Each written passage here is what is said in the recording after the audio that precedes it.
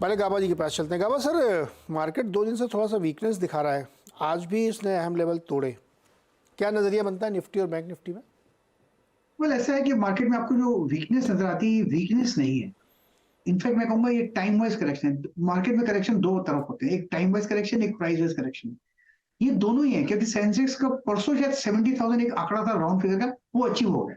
जब 70,000 round figure आंकड़ा achieve हो गया तो वहां पर selling I, that's it. Weakness नहीं है, शॉर्टिंग नहीं हुई, प्रॉफिट बुकिंग हुई।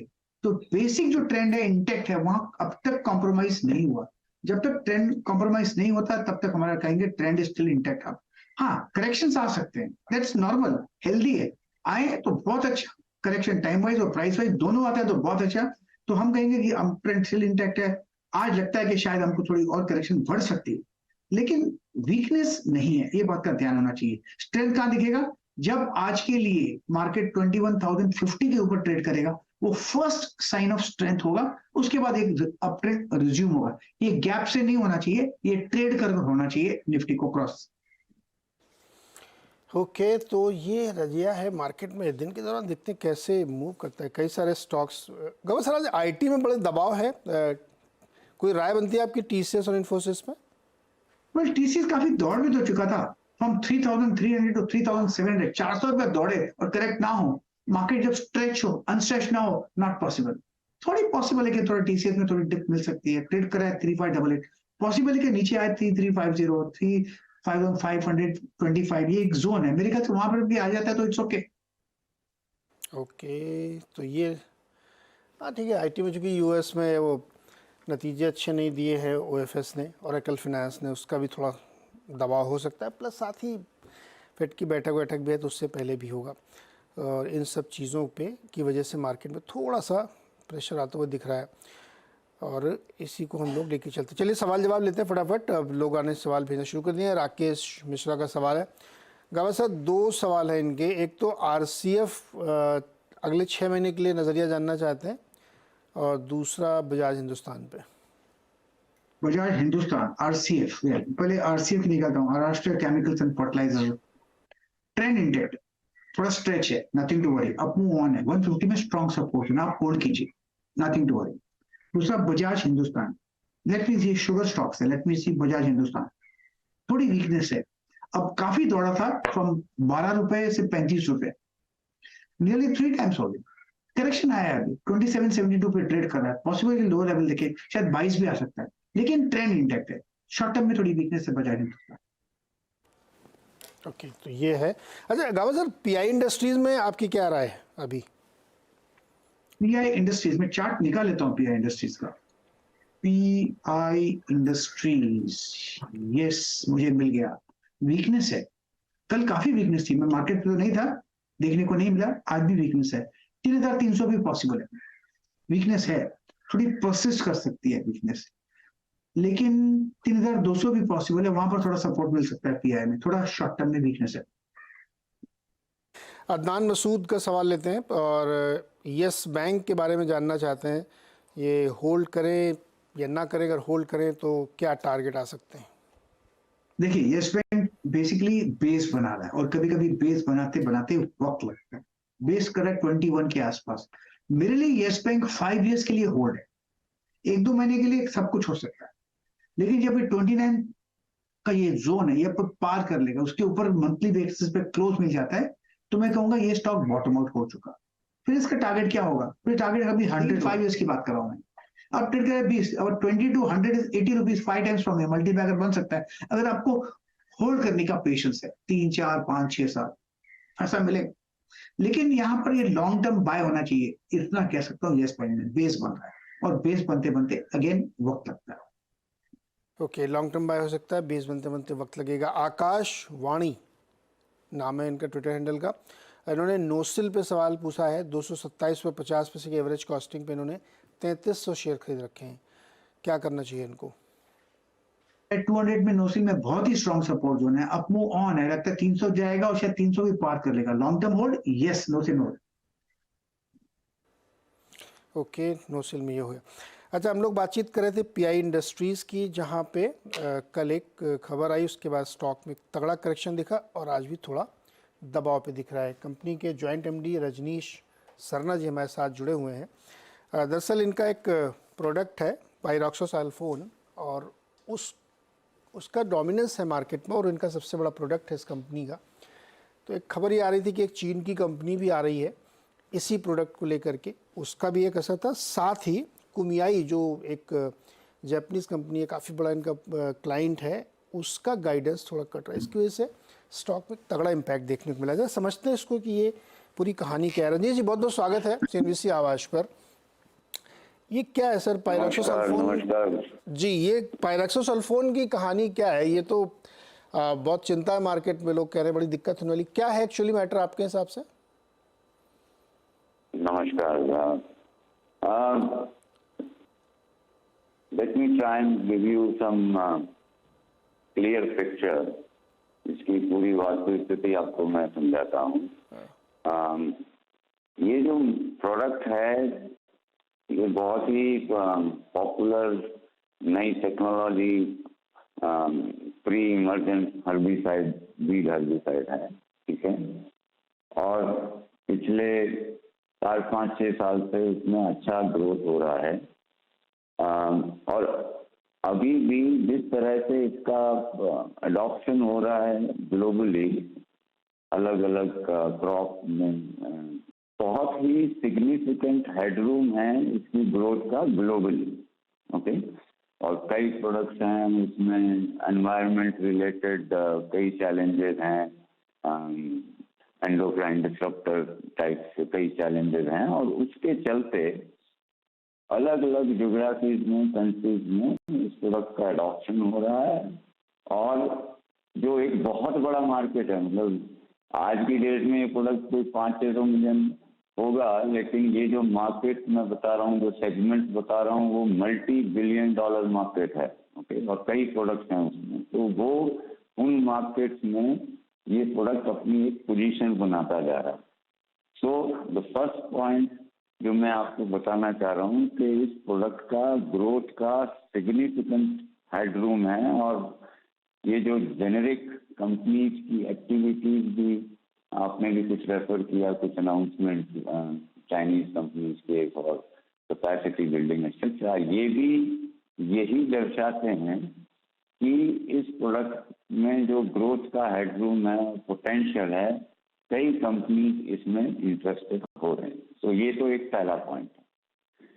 दूसरा पॉइंट कि क्या जो ये जेनेरिक कंपनीज, चाइनीज कंपनीज या दूसरी कंपनी जो फिलहाल अनाउंसमेंट कर रही हैं कैपेसिटी बिल्डिंग का, इनका क्या इम्पैक्ट हो सकता है जो इनोवेटर है उसके मार्केट पे और उसके मार्केट शेयर पे। तो उसके लिए मैं आपको ये बड़ा क्लियरली बताना चाहता हूँ कि आज की डेट में जितने भी डेवलप्ड मार्केट्स हैं इस प्रोडक्ट पे, वो सभी मार्केट्स, फॉर एग्जांपल चाहे से यूएस हो, चाहे से ब्राजील हो, जापान हो, और भी कुछ ऐसे देश हैं जहाँ पर अभी काफी समय के लिए डेटा प्रोटेक्शन है, पेटेंट प्रोटेक्शन है। सरना जी, ये कब तक है प्रोटेक्शन आपके पास?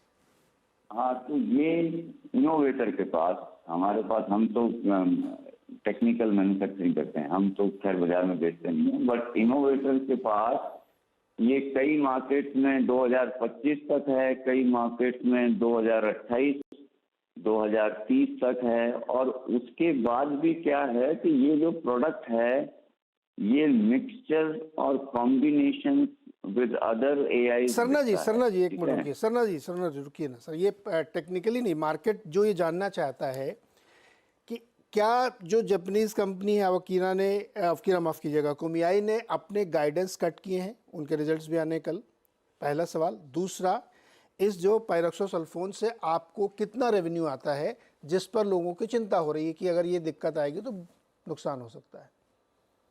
हाँ, मैं उन सवालों पे भी आ रहा हूँ नीरज जी, पर मैं आपके जो पहला सवाल है कि ये अनाउंसमेंट से क्या इम्पैक्ट है, मैं उसी का जवाब दे रहा हूँ कि उन अनाउंसमेंट सारे लोग आ रहे हैं, मार्केट बहुत बड़ा है, वो आएंगी ना। एक तो मार्केट बड़ा है, और दूसरा जो डेवलप्ड मार्केट है वहाँ तो अगले कई सालों तक प्रोटेक्शन है मिक्सचर प्रोडक्ट का, कॉम्बिनेशन प्रोडक्ट का, एआई का, ठीक है। अब मैं आता हूँ आपका जो अगला सवाल है कि जो इनोवेटर कंपनी ने जो गाइडलाइन दी, अब ये क्या है, ये बड़ी ही शॉर्ट टर्म ट्रांजिटरी एडजस्टमेंट्स हैं। क्योंकि क्या है कि ग्लोबल इंडस्ट्री में आपको भी पता होगा, दर्शकों को भी पता होगा कि काफी पिछले 3-4 क्वार्टर से काफी हेडविंड था on particularly on generic products, ठीक है। और उसके चलते काफी जो बड़ी बड़ी कंपनियां भी हैं वो अपने सप्लाई चेन के एडजस्टमेंट कर रही हैं, वर्किंग कैपिटल को बैलेंस कर रही हैं, ऑप्टिमाइज कर रही हैं। तो वो जो गाइडेंस जो दी गई एक्स कंपनी के द्वारा, जिसका आपने रेफरेंस दिया, that is more indicating towards some transitory short term adjustment. पर इसका कोई जो ये जो मैंने आपको पहले की 2 बात बताई, उसके चलते इसका कोई mid term long term impact जो प्रोडक्ट का कंजम्पशन है मार्केट में या डिफरेंट कंट्रीज में, या जो उसका डिमांड है, उस पर कोई इम्पैक्ट नहीं है। ये तो जो एडजस्टमेंट हैं ये कस्टमर सरना जी सुनिए ना, रजनीश जी, प्रोडक्ट का मार्केट कितना बड़ा है, उसकी डिमांड कितनी बड़ी है, ये एक पहलू है। दूसरा पहलू है कि उसमें डिसरप्टर्स आ रहे हैं। तीसरा पहलू है कि जो एग्जिस्टिंग क्लाइंट्स हैं वो रीएडजस्टमेंट कर रहे हैं। ये फैक्ट है।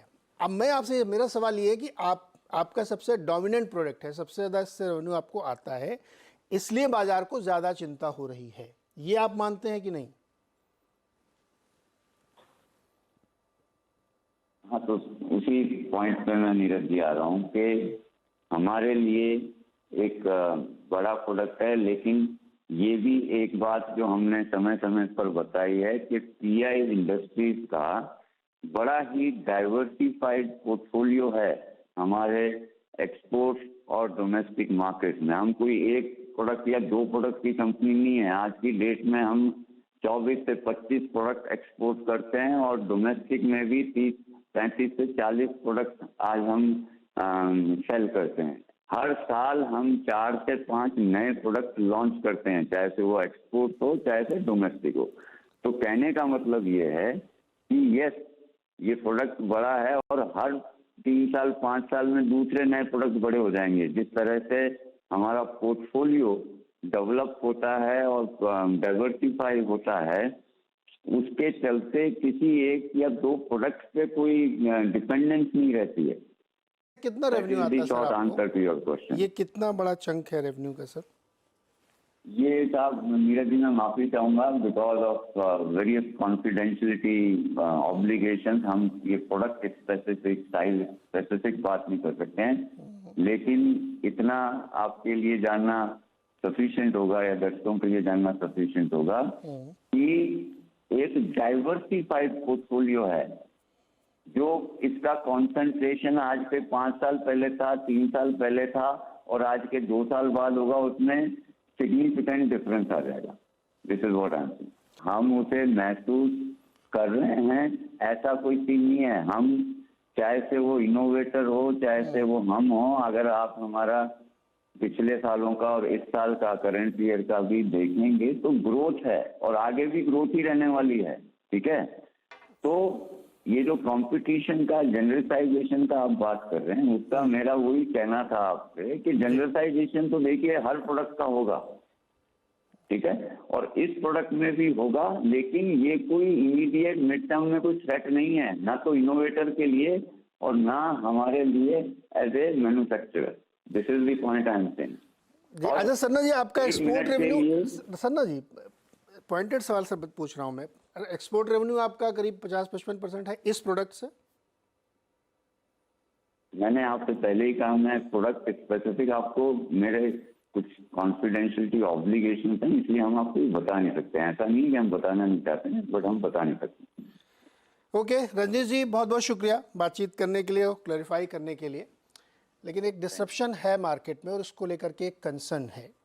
कंपनी ये कह रही है कि मार्केट बहुत बड़ा है, रोबस्ट डिमांड है, अलग अलग मार्केट में अलग अलग तरीके से उसके जो पेटेंट हैं वो एक्सपायर होंगे, तो इसलिए बहुत फ़र्क नहीं पड़ेगा और बहुत सारे प्रोडक्ट हैं जो आगे चल के इसी तरीके से बड़े हो जाएंगे।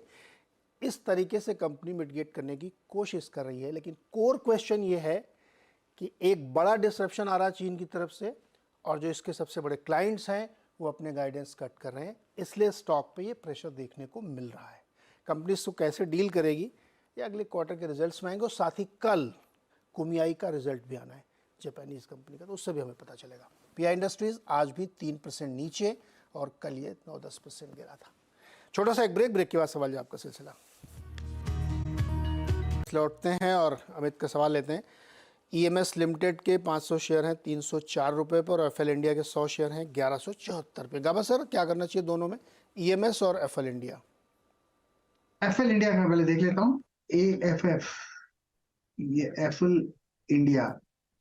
एफएल इंडिया का चार्ट बढ़िया लगता है, बेस बना हुआ है, मेरे ख्याल से 1204 पे ट्रेड कर रहा है। स्ट्रॉन्ग सपोर्ट जोन 1125 में अपसाइड ऑन है, मुझे लगता है 1400 भी जा सकता है, लेकिन उसे वक्त लगेगा। So is in by mode. दूसरा स्टॉक कौन सा बताया आपने? EMS, नंबर बताऊं उसका 543983। 543983 EMS लिमिटेड जी। ये तो अभी रीसेंट लिस्टिंग है, बाय मोड पर है। थोड़ा डिप मिलता है, कोई बात नहीं, नथिंग टू वरी। मेरे ख्याल से बाय मोड पर है, तो थोड़ा डिप मिले तो इट्स ओके। 400 में स्ट्रॉन्ग सपोर्ट जोन है, 440 पे ट्रेड कर रहा है, रिसेंटली 475 देखा, तो इट्स इन बाय मोड। बस EMS इंडिया होल्ड करना चाहिए। ओके, प्रणव पंड्या जानना चाहते हैं, अडानी विल्मर 500 शेयर होल्ड कर रहे हैं 500 पे, क्या करें? अडानी विल्मर में चार्ट निकाल लेता हूँ। यस, स्टार्ट बढ़िया है, बेस बन रहा है, ट्रेड कर रहा है 365 के आसपास। अगर डिप मिलता है तो खरीदारी का मौका है। स्ट्रॉन्ग सपोर्ट तो 330 के आसपास है, अगर वहां मिल जाता तो बहुत ही अच्छा है। लेकिन लगता है कि यहाँ पर ये ले रहा है सपोर्ट अप मूव जाने के लिए, तो इसमें नीचे आने का बाइंग का अपॉर्चुनिटी मिलेगी, लेकिन अल्टीमेटली मुझे लगता है अप मूव मिलना चाहिए अडानी विल्मर में। ओके, ब्रजमोहन शर्मा का सवाल है, टीटीके हेल्थ केयर 1 साल के लिए प्रोस्पेक्ट क्या है इसका? थोड़ा सा लिक्विड काउंटर होता है, लेकिन सवाल है इनका। TTK health care sir? जी हाँ, 1358 के आसपास ट्रेड कर रहा है TTK health care. Structurally positive है, स्ट्रॉन्ग सपोर्ट 1200 के आसपास है। अगर डिप मिलती है बाइंग मौका रहेगा, मेरे ख्याल से it's a hold. Yes, higher zone देखेंगे आते दिन टीटीके हेल्थ केयर। और अगला सवाल है जीत बौद्ध का, इनके पास ड्रेजिंग कॉरपोरेशन के 100 शेयर हैं 503 के प्राइस पे, और एनबीसीसी है 500 शेयर 102 के प्राइस पे। 2018 में ड्रेजिंग कॉर्पोरेशन में बॉटम आउट हो चुका, कंफर्म सिग्नल मिला था करीब 424-30 के आसपास। अपू ऑन है, ट्रेड करा है 601 के। ये लॉन्ग टर्म मेरा टारगेट करीब 800 का, लेकिन उसे वक्त लगेगा, तो बाय ऑन डिप स्टॉक है। स्ट्रक्चरली मेरे ख्याल से बॉटम आउट हो चुका ड्रेजिंग कॉर्पोरेशन। एनबीसीसी इन्होंने बहुत पहले लिया था 108 रुपए पे। हाँ, दूसरा कौन सा बताया? डॉम्स? नहीं, एनबीसीसी। डॉम्स तो सर आज आईपीओ एनबीसीसी, ओके, एनबीसीसी भी लगता है एक ब्रेकआउट मिला है, कंफर्म सिग्नल मिला था करीब 55 के आसपास, ट्रेड करा है 80 में, अप मूव ऑन है। 100-120 ये एक जोन है, वहां तक जाना चाहिए, लेकिन expansion contractions on the way up होते रहेंगे, तो dips Bible NBCC. Okay sir, last question. LIC के 1100 शेयर ले रखे हैं प्रवीण ने 790 पर, क्या करें? 790 पर एलआईसी 790, 804 पर है। ये स्टॉक ब्रेकआउट हो चुका, बॉटम आउट हो चुका, 700 में ब्रेकआउट मिला था, मेरे ख्याल से अप मूव ऑन है, ट्रेड कर रहा है 804 में। तो रिसेंट ऑल टाइम हाई देखा था करीब 900 का था, लगता है वो भी पार कर लेगा, मैटर ऑफ टाइम। अब इसका मूव अप ही है, नीचे आएगा तो खरीदारी का मौका रहेगा एलआईसी। ओके, खरीदारी नीचे आने पर है। गाबा सर, बहुत बहुत शुक्रिया जुड़ने के लिए और मदद करने के लिए। और इस बीच मार्केट जो है और गिर गया है, निफ्टी करीब 100 पॉइंट के आसपास नीचे, और बैंक निफ्टी 125। बैंक निफ्टी कम है, थोड़ा गिरा, लेकिन निफ्टी में ज़्यादा कमजोरी दिखी। हालांकि एडवांस डिक्लाइन अभी भी फेवर में, यानी मिड कैप में बहुत ज़्यादा सेलिंग नहीं है, लेकिन मार्केट में वीकनेस साफ दिख रही है। बता दें कि मनी कंट्रोल पर दिए गए विचार एक्सपर्ट्स के अपने निजी विचार होते हैं। वेबसाइट या मैनेजमेंट इसके लिए उत्तरदायी नहीं है। यूजर्स को मनी कंट्रोल की सलाह है कि कोई भी निवेश निर्णय लेने से पहले सर्टिफाइड एक्सपर्ट की सलाह लें।